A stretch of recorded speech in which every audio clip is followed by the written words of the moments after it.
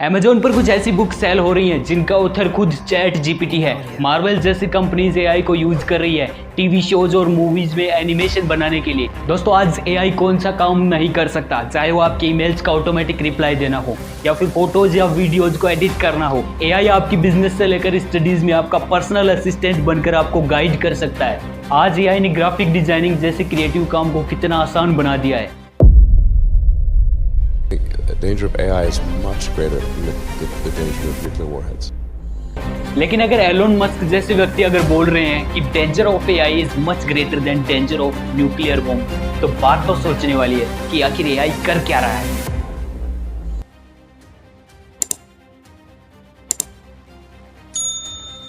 Artificial और intelligence दो अलग अलग वर्ड्स हैं। Artificial means something which is unnatural and intelligence which is general ability to think. आसान भाषा में बोलूं तो किसी भी नॉन लिविंग चीज में इंटेलिजेंस को डालना जिससे कि वो इंसानों की तरह डिसीजन मेकिंग कर सके इज आर्टिफिशियल इंटेलिजेंस।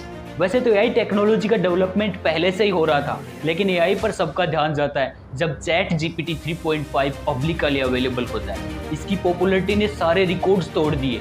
जहां 1 मिलियन यूजर्स तक पहुंचने में नेटफ्लिक्स को 3.5 साल का समय लगा, ट्विटर को 2 साल का, फेसबुक को 10 महीने का, इंस्टाग्राम को 2.5 महीने का समय लगा, और वहीं चैट जीपीटी 1 मिलियन यूजर्स पर पहुंच जाता है सिर्फ और सिर्फ 5 दिन में। इसकी पॉपुलैरिटी का कारण आप खुद समझ जाएंगे जब आप इसको यूज करोगे। पहले जो चैटबॉट थे उनमें प्रॉम्प्ट फिक्स हुआ करते थे और आंसर भी फिक्स्ड व एक ही तरीके से आते थे।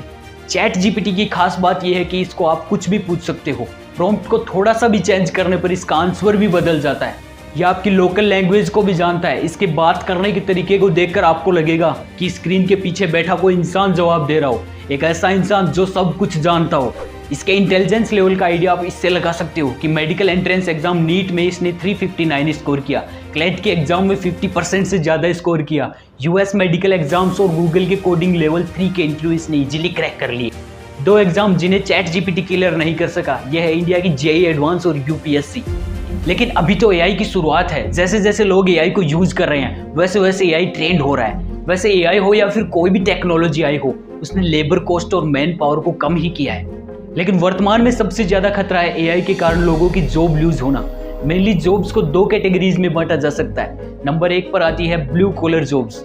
ये वो जॉब्स होती हैं जिनमें आपको फिजिकल वर्क ज़्यादा करना पड़ता है। ज़्यादातर इन जॉब्स के लिए आपको कोई डिग्री या सर्टिफिकेट की ज़रूरत नहीं होती, जैसे कि कंस्ट्रक्शन का काम, मैन्युफैक्चरिंग और मेंटेनेंस रिलेटेड वर्क। नंबर 2 पर आती है व्हाइट कॉलर जॉब्स। इसमें प्रोफेशनल जॉब्स आती हैं जिसमें आपको मेंटली ज़्यादा काम करना पड़ता है, जैसे कि administrative jobs, graphic designers, assistant services. White collar jobs को सबसे क्रिएटिव और स्टेबल जॉब माना जाता है, लेकिन आज के दिन ऑलमोस्ट ये सब काम एआई कर सकता है। यानी कि एआई ने सबसे क्रिएटिव और मुश्किल काम को पहले कर लिया। धीरे धीरे एआई का असर ब्लू कॉलर जॉब्स पर भी देखने को मिल रहा है, जैसे कि ऑटो पायलट कार्स के आने से ड्राइवर्स की जॉब खतरे में है, रोबोट्स और मशीनों के आने से लेबर्स की जॉब खतरे में है। यह है आइरिस, इंडिया की फर्स्ट एआई रोबोट टीचर, जो कि केरला के एक हाई स्कूल में पढ़ाती है।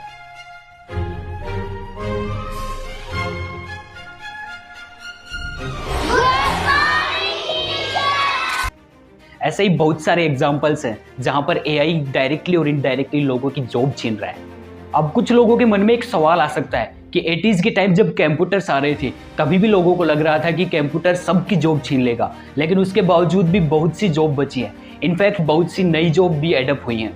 एक न्यूज़ रिपोर्ट्स की माने तो एआई से जितनी भी जॉब जाएंगी उससे भी ज़्यादा नई जॉब्स मार्केट में आएंगी। लेकिन एआई टेक्नोलॉजी अब तक की डिस्कवर्ड सभी टेक्नोलॉजी से डिफरेंट और रिवोल्यूशनरी है। एआई का इम्पैक्ट किसी एक पर्टिकुलर फील्ड पर नहीं बल्कि सभी फील्ड्स पर पड़ने वाला है। एआई खुद से चीज़ों को क्रिएट कर सकता है। इन फोटोज़ को देखिए, क्या आप बता सकते हो कि ये फोटोज़ रियल में एग्जिस्ट नहीं करती हैं, क्योंकि इन इमेजेस को एआई ने जनरेट किया है। क्या आपने कभी सोचा है एआई इन इमेजेस को जनरेट कैसे करता है? बेसिकली एआई ने इंटरनेट पर जितनी भी फोटोज़ थी उन सब को रीड किया और अब इमेज जनरेट करते टाइम कहीं से कुछ पार्ट लिया, कहीं से कुछ पार्ट लिया और उनको कंबाइन करके अपने एक इमेज जनरेट करता है। और इसकी स्ट्रॉन्ग पॉसिबिलिटी है कि वो रियल में एग्जिस्ट नहीं करेगी।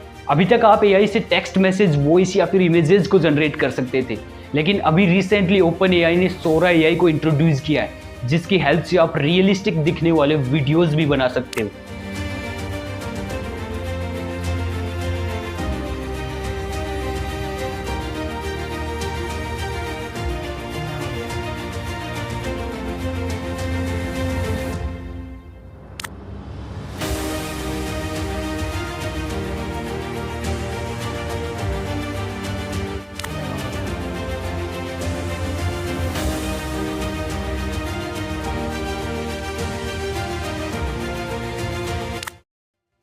पिछले कुछ सालों में एआई की एक्सपोनेंशियली ग्रोथ देखने को मिली है।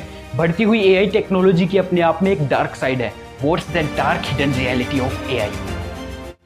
रसिया यूक्रेन वॉर के टाइम यूक्रेन के प्रेसिडेंट का ये वीडियो वायरल हुआ था, जिसमें वो खुद को सरेंडर कर रहे हैं और युद्ध को रोकने के लिए अपील कर रहे हैं। लेकिन बाद में पता चलता है कि ये वीडियो डीप फेक करके बनाया गया था। डीप फेक एक ऐसी टेक्नोलॉजी है जिसमें आपके चेहरे को डिटेक्ट करके एआई क्लोन बनाकर ऐसे मर्ज कर सकता है जैसे कि फोटो या वीडियो के अंदर लगेगा कि आप ही हो, बट वो आपका फेक वर्जन होता है।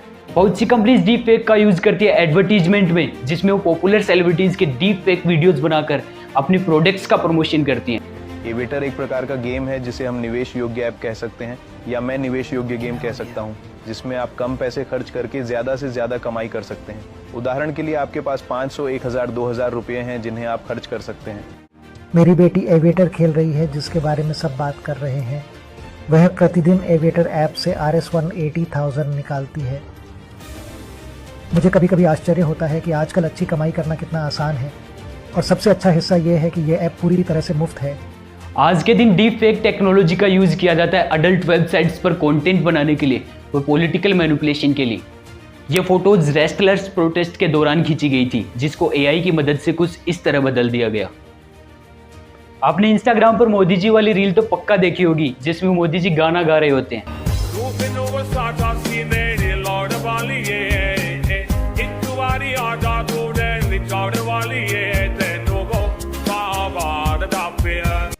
ये सब किया जाता है एआई वॉइस क्लोनिंग से। वॉइस क्लोनिंग एक ऐसी टेक्नोलॉजी है जिसमें एआई आपकी वॉइस को एज ए सैंपल एनालाइज करता है, फिर वह उसी सेम फ्रीक्वेंसी की आवाज़ क्रिएट कर सकता है। यह है कायरा, इंडिया की फर्स्ट वर्चुअल इन्फ्लुएंसर। इनकी इंस्टाग्राम प्रोफाइल पर 2 लाख से भी ज़्यादा फॉलोअर्स हैं। इनकी महीने की कमाई लाखों में है। बोट जैसी बड़ी बड़ी कंपनीज ने भी इनके साथ कोलैब्स कर रखा है। जब आप इनकी पोस्ट देखोगे तो आप यकीन ही नहीं कर पाओगे कि ये रियल में एग्जिस्ट ही नहीं करती। अभी तो आर्टिफिशियल इंटेलिजेंस अपनी इनिशियल स्टेज पर है, फिर वह किसी भी काम को हमसे ज़्यादा एफिशिएंसी के साथ कर सकता है। तो सोचो आने वाले 5 से 10 साल में एआई क्या क्या कर सकेगा।